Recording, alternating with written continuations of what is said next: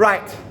Now, next week, we're going to look at a little bit more on graphing trigonometric functions with transformation.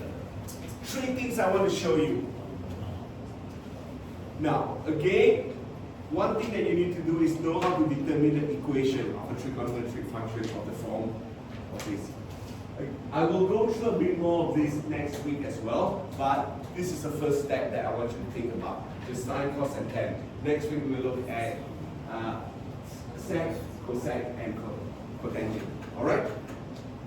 Graphing is just basically the same thing that what I've done, but I'm going to give you one example where I'll look through very carefully why I do that.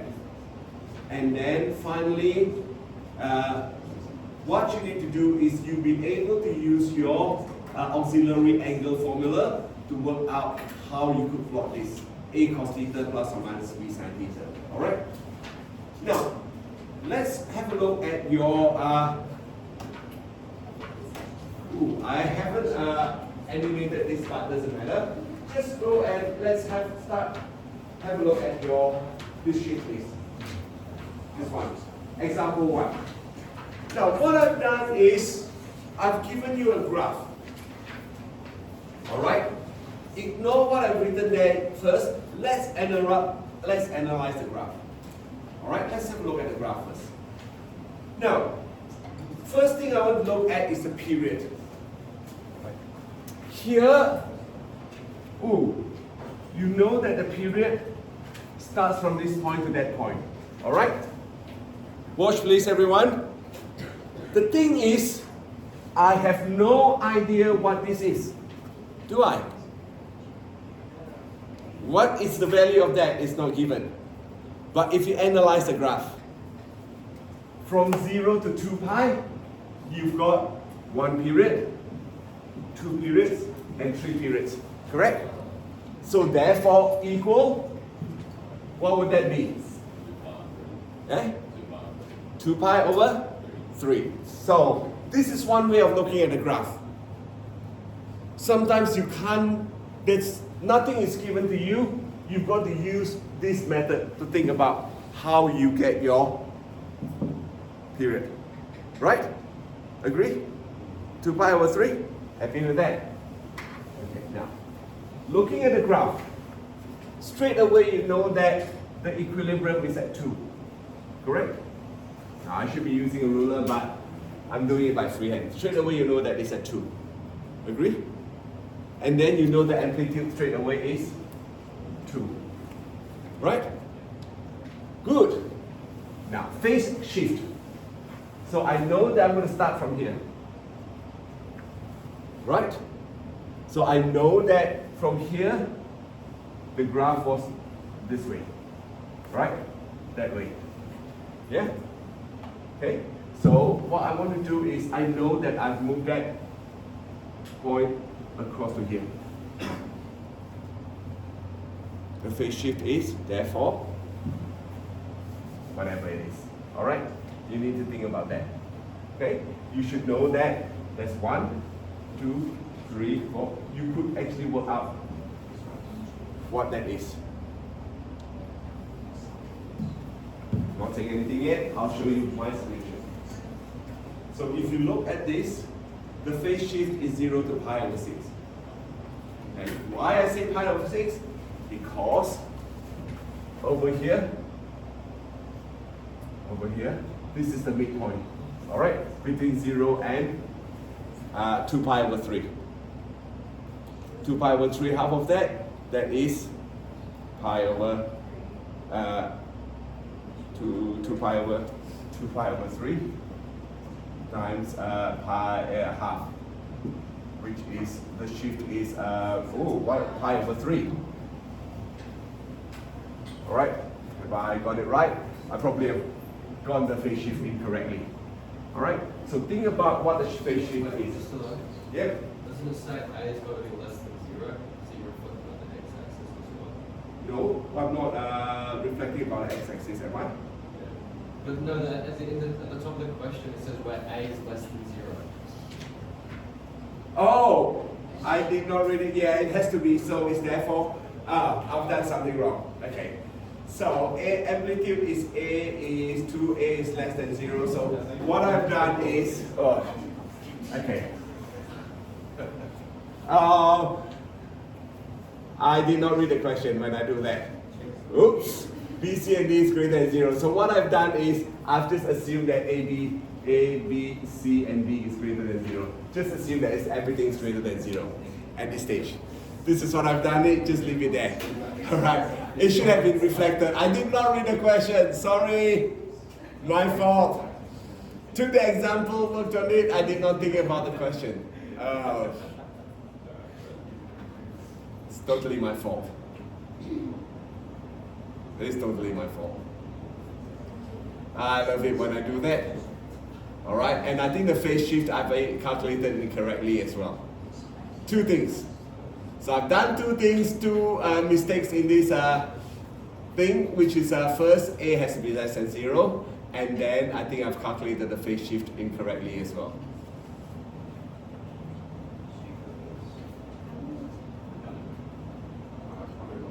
Yeah, it should be pi on 3, not pi over 6, alright? So equilibrium and amplitude is right. So my fault, I will redo this question. I will redo this question next week. Alright? I won't do it now, I'll redo this question next week. So let's go and think about some other bit first. I'll redo this question maybe tomorrow or next week. Alright, we'll see how it goes when I come to the equation from graph. Whoa!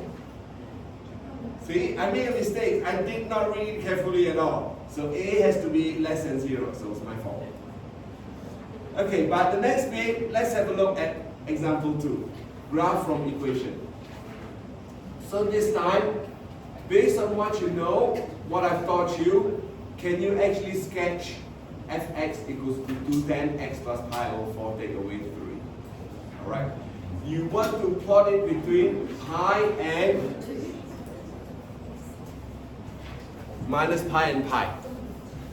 Now, because you're plotting between minus pi and pi, I would suggest that you actually put a dotted line, but it really doesn't matter. To know that where you're plotting from. What I'm going to do is I'm going to guide you through how I do it without the box of things that I have here. Wait, alright, not the boxes, not the table that I filled in. So have a look at this. What I've actually, oops, I don't want to show you that yet. I'm going to go to this, a different page. I am going to analyze the transformation. I'm going to analyze the transformation. So transformation, let's straight away look at the phase shift. There's no change in period, but there's a change in the phase. Alright? So it's translated in the direction of the negative x-axis, correct? By pi over 4. Agree? So because you've got a plus pi over 4, so you actually translate in the direction of the negative x-axis by pi over 4. So this is one thing. So three things that affect it. There's no dilation in x, but there's a phase shift in x. Alright? Then we look at the change in y. So the amplitude, we dilate parallel to the y-axis by a factor of 2. So analyze it this way, and then translate in the direction of the negative y-axis by 3 units, because there's a minus 3. You move it down. Alright, so you move it down. So think about what I've done there. I know that there's no change in period. I just wrote down the last bit, period is pi. Okay? So once I've analyzed that, can you think about the asymptote? What would the asymptote be now? So if it is y equals to 10x, the asymptote is at pi over 2, correct? Yeah? If fx were to be 10x, your asymptote is x equals to pi over 2. Correct? Yeah? and you repeat itself, 2 pi n, 2 n pi, because n is a integer. Right? Now, since you have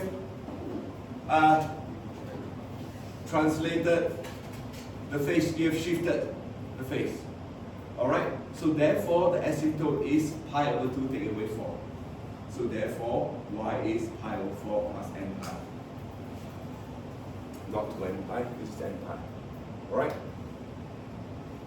And then I look at these 3 points. What have I translated? 0, 0, 0, 2. And pi over 4, 1, 2. And also minus pi over 4, 2, whatever. So think about it.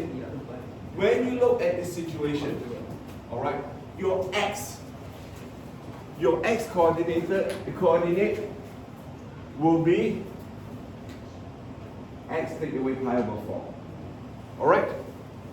And then your y coordinate will be transformed to 2 times y, take away 3. Alright? So what I've done is, I basically went through and worked out all this, the x value and the y value. So it is a good idea to write down your transformation, how you would transform it, based on the equation given to you. This is a good technique to write so that you know how you could transform these 3 points. Alright? Once you can do that, what you would do is go to your graph and start off with your first one, which is pi over 4, your asymptote, and then you keep on adding your, whatever it is, your 2n pi. Alright? So you now know your asymptotes are there. And from there, plot these 3 points on the graph. And then sketch the graph, and then repeat this one to the other side. Alright? I should have stopped at pi, but I did not. Really, the reason why I'm doing this is I'm going to show you clearly what happened there. Alright? I should actually stop at pi, and there's nothing up there. Alright? And I should continue that from here. Okay? I should continue that. But I haven't done it correctly. So make sure that the reason why I'm doing this, I'm showing you what the graph is like. So you should actually stop at pi and start at pi. Minus pi and start at pi. Alright? Now, the next one is pretty much straightforward, because if you're given this, if you're given this, there's no way that you're going to draw sine 2x and then draw square root 2 square root of 3 sine 2x and then add them together. It's too much trouble. What you need to think about is, if a sine wave plus a sine wave or a cos wave plus a cos wave is still a wave. And it's actually just thinking about using the auxiliary formula and do a phase shift. Alright? So ignore that at this stage. Let's go to this bit. So I've written everything out without animation. Why? Because I want to explain to you very carefully how I do it. So I started off with looking at this bit only. Alright? I know that I want to change this bit using the auxiliary angle formula. I don't have to worry about -1, because once I've done that using that and change it to the auxiliary angle formula, auxiliary angle, you will know the phase shift, right? You will know the translation up and down, because there's a -1 there. Alright? So ignore that, you just concentrate on this bit. That's the most important thing, concentrate on this bit. And you have to know how to use your auxiliary angle formula. Now, it doesn't matter whether you use your cos or sine, right? I swap it to that way because, I don't know, I'm probably more comfortable working with sine than cos. Because sine, I know I start at 0, 0. That's how I was trained. I like to do it that way. So therefore, I use sine, and then I can work out my r, and then my auxiliary angle, right? So see how I've done it. The way I've done it is, I like to work with sine, is because I know the starting position is 0, 0. But it's up to you. It really doesn't matter. You can use cos. You will come up with the same diagram as well. And then you go through that. You know, therefore, fx is now 4 sine 2. Okay, here. So you know that this is 2x plus pi over 6. All right? When you do your transformation, please make sure you factor your 2 out, because that affects the translation. That the dilation factor, if you don't take it out, you've got to do a phase shift of pi over 6. All right, with 2x. You can do that, but to me, it makes a lot more sense. All right, I would think about using x plus pi over 12, because we are looking at dilation factor of half, and then phase shift of minus pi over 12. All right? So once we got that, I look at the period. Listen, please. I started off looking at the period, which is b. So b period is 2 pi over 2 now. So b period is now pi. All right? B is 2. So period is now pi. Then the phase shift is this bit plus pi over 12. So I translate in the direction of the negative x-axis by pi over 12 units. And then equilibrium. See, I did not touch this when I rewrite the function of x. I just change the first bit to the auxiliary angle. So I know that this minus 1 moves the curve towards the negative y-axis by 1 unit, so it's moved down. Amplitude is 4. So what I've done is, I went through a few points that I know. For example, the max and the mean. Now notice, I am drawing from 0 to 2 pi. So I did not extend any numbers beyond that. Alright? 0 to 2 pi. So I look at 0, I look at pi over 2, all these numbers, 5 pi over 6, pi over 6, 7 pi over 6, 11 pi over 6, these are the sort of defined value, right? Sine 30, sine 120 degrees, and so on and so forth, it's half. So now, here, I wrote down how I transform my x and I transform my y. All right? Yeah. This is a reminder for you, that's all, how I transform that.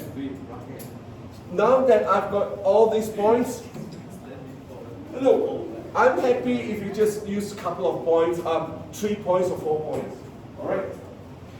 But if you have a grid when you are sketching it, make sure that you know what to do. So you know that is the equilibrium, all right? I don't know what happened there. The equilibrium should be at -1. Okay, so the equilibrium was not drawn properly. I know why. So I'm going to move my equilibrium down by a bit. I got to move my equilibrium. Oops. Down to -1. Okay, that's better. All right. So that is the graph that you look at.